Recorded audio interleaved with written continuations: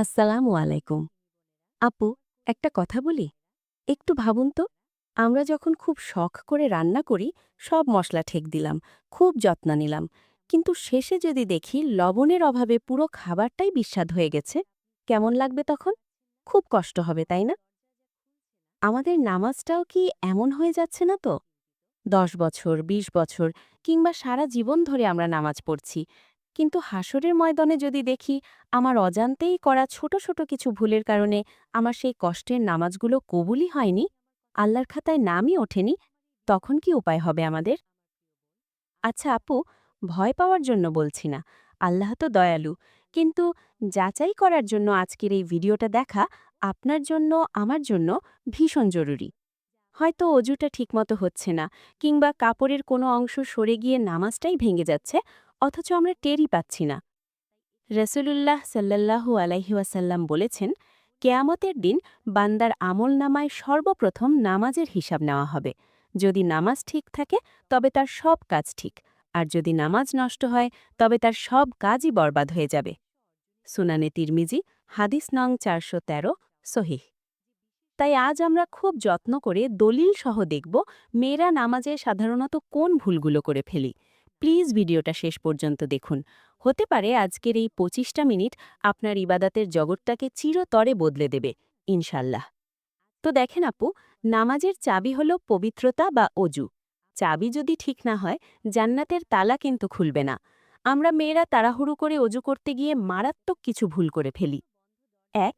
Nail polish ও কৃত্রিম আবরণ।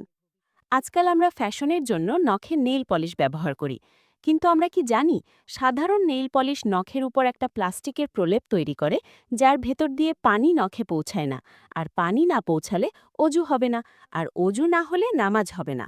আপনি যদি ওয়াটার পারমিয়েবল বা হালাল নেইল পলিশের দাবি করা কিছু ব্যবহারও করেন, তবুও ওলামাই কেরামরা সতর্কতা হিসেবে এটা এড়িয়ে চলতে বলেন, কারণ সন্দেহ রাখার চেয়ে নিরাপদ থাকাই মুমিনের কাজ।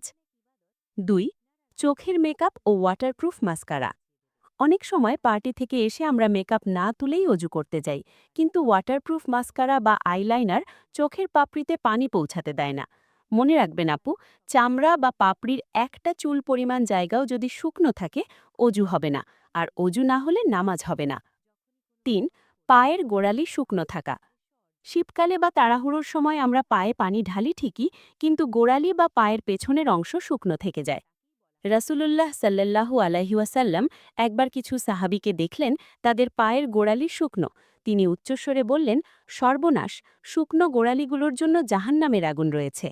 সহি বুখারি, হাদিস নং ৬০, সহি মুসলিম। তাই আপু, প্লিজ অজু করার সময় একটু সময় নিন, আঙুলের ফাঁকগুলো খিলাল করুন, মেকআপ থাকলে তা তুলে তারপর অজু করুন। নামাজের সবচেয়ে গুরুত্বপূর্ণ শর্ত হল সতর ঢাকা।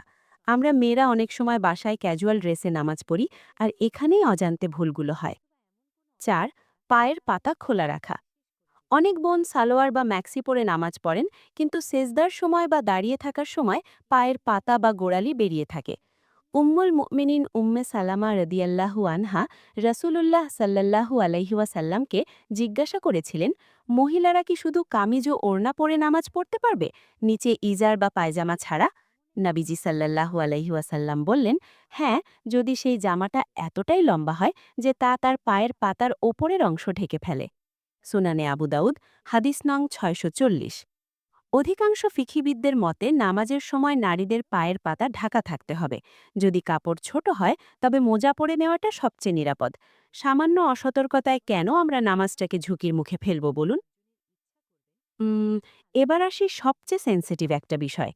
আমরা অনেকেই সংসারের কাজ, বাচ্চার কান্না বা রান্নার তাড়ায় থাকায় নামাজটা খুব দ্রুত পড়ে ফেলি। রুকু থেকে পুরোপুরি সোজা না হয়েই সেজদায় চলে যাই। এটাকে বলা হয় নামাজ চুরি করা। রাসূলুল্লাহ সাল্লাল্লাহু আলাইহি ওয়াসাল্লাম একবার এক ব্যক্তিকে খুব দ্রুত নামাজ পড়তে দেখলেন। তিনি তাকে বললেন, ফিরে যাও এবং আবার নামাজ পড়ো, কারণ তুমি নামাজ পড়নি। তিনি ৩ বার তাকে ফিরিয়ে দিলেন।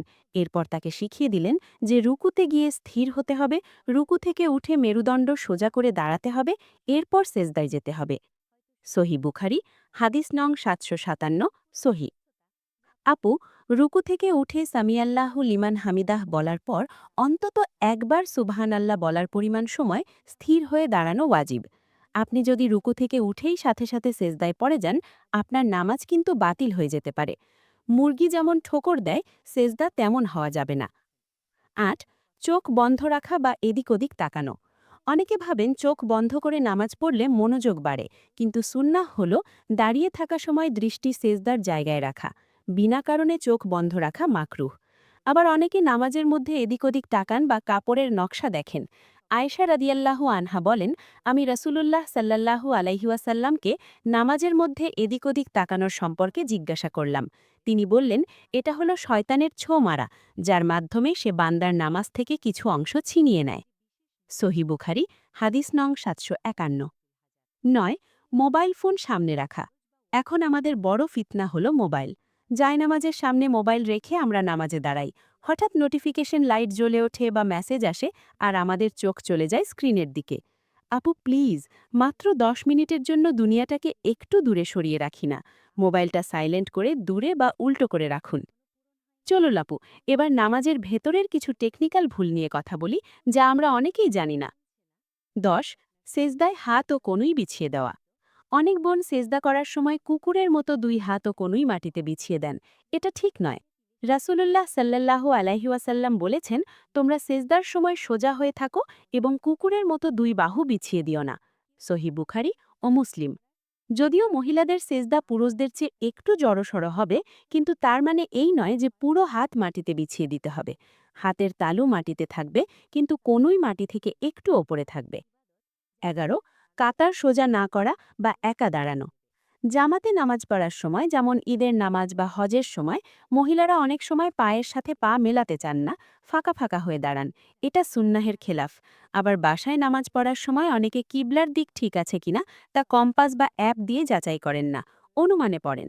কিন্তু কিবলা ঠিক করা নামাজের অন্যতম শর্ত। ১২. শিশুকে সামলাতে গিয়ে বিভ্রান্তি। অনেক নতুন মা আছেন যারা বাচ্চার জন্য নামাজে মন দিতে পারেন না। বাচ্চা কাঁদলে নামাজ ভেঙে ফেলবেন কিনা তা নিয়ে দ্বিধায় থাকেন।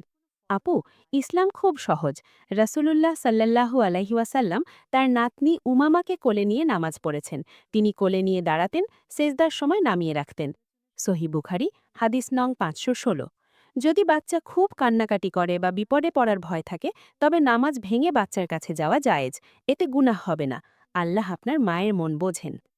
১৩. হায়জ বা পিরিয়ড সংক্রান্ত ভুল। অনেকে মনে করেন হায়জ শেষ হওয়ার পর গোসল না করা পর্যন্ত কিছুই করা যাবে না। রক্তপাত বন্ধ হওয়ার সাথে সাথে গোসল করে নামাজ পড়তে হবে। যদি ওয়াক্তের শেষ সময় হয়, তবুও দ্রুত গোসল করে নামাজ পড়তে হবে। আবার অনেকে আসর বা এশার সময় পিরিয়ড শুরু হলে মনে করেন ওই ওয়াক্তের নামাজ আর কাজা করতে হবে না। অথচ ওয়াক্ত শুরু হওয়ার পর যদি পিরিয়ড শুরু হয়, তবে পবিত্র হওয়ার পর ওই ওয়াক্তের নামাজের কাজা আদায় করা উত্তম সতর্কতা। এতক্ষণ অনেকগুলো ভুলের কথা বললাম। হয়তো আপনার মনে হচ্ছে, হায় আল্লাহ, আমি তো এতদিন এগুলো সবই ভুল করেছি, আমার কি হবে? শুনুন আপু, একদম মন খারাপ করবেন না। শয়তান চায় আপনি হতাশ হয়ে ইবাদত ছেড়ে দেন, কিন্তু আল্লাহ চান আপনি ফিরে আসুন। আল্লাহ তাআলা কুরআনে বলেছেন, বলুন হে আমার বান্দাগণ, যারা নিজেদের ওপর অবিচার করেছ, তোমরা আল্লাহের রহমত থেকে নিরাশ হও না। নিশ্চয়ই আল্লাহ সমস্ত গুনাহ ক্ষমা করেন। তিনি তো ক্ষমাশীল, পরম দয়ালু। সূরা জুমার, আয়াত ৫৩। আপনি এতদিন জানতেন না, তাই আল্লাহ আপনাকে ধরবেন না ইনশাল্লাহ। কিন্তু আজ জানলেন, আজ থেকে আর ভুল করা যাবে না, ঠিক আছে? নিয়ত করুন, হে আল্লাহ, আমি আমার নামাজকে শুদ্ধ করতে চাই, তুমি আমাকে সাহায্য করো। বিশ্বাস করুন আপু, আপনার এই ছোট্ট প্রচেষ্টাটুকুর জন্যই আল্লাহ অপেক্ষা করছেন। এখন থেকে আমরা যা করব: ১. নামাজের জন্য আলাদা এক সেট সুন্দর, পরিষ্কার ও বড় কাপড় রাখব। ২. অজুর সময় তাড়াহুড়ো করব না। ৩. নামাজে দাঁড়ালে ভাবব এটাই হয়তো আমার জীবনের শেষ নামাজ। ৪. রুকু ও সেজদায় ধীরস্থির থাকব। আপু, নামাজই আমাদের জান্নাতের চাবি। কবরের অন্ধকারে এই নামাজই হবে আমাদের একমাত্র আলো।